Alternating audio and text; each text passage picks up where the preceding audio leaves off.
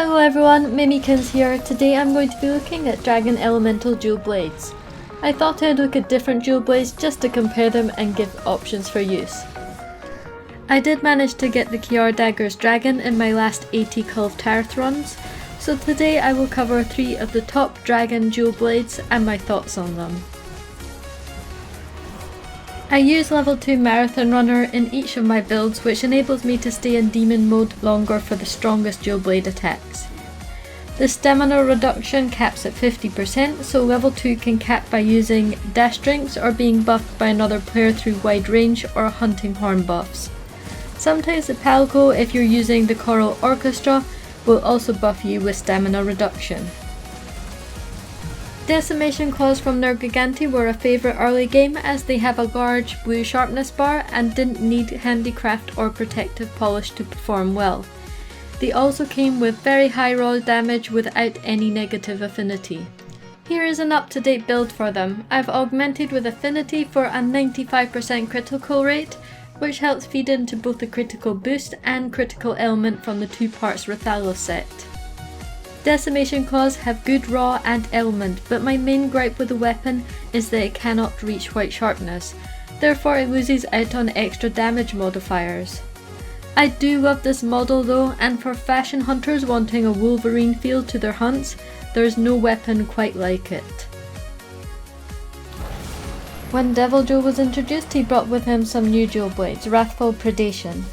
These have the drawback of negative affinity, but higher raw, dragon element and the ability to achieve white sharpness through handicraft. The damage isn't as consistent due to the lower affinity, but making use of affinity booster helped create opportunities for some crazy damage output. The sharpness bar isn't as big and I needed handicraft to reach white sharpness, so having extra levels as well as protective polish helps keep the damage up. It's important to remember to sharpen before engaging a monster to make use of protective polish. When the Kjárr weapons were introduced, I was very interested to see how they compared to deviljho's Wrathful Predation. Raw is less, but it has higher dragon element and a massive 20% natural affinity. This makes it very easy for the weapon to be crit capped, at least for weak spots. This will make damage much more consistent and not need to rely on affinity boosters to cap critical rate. Having said that, sometimes it can be still useful if you wanted to target a non-weak spot area for a break, such as a tail, to guarantee all hits are critical. This weapon comes with critical element, so I don't have to wear 2 parts Diablos, and the naturally high critical rate makes the behemoth armor an excellent choice for this weapon.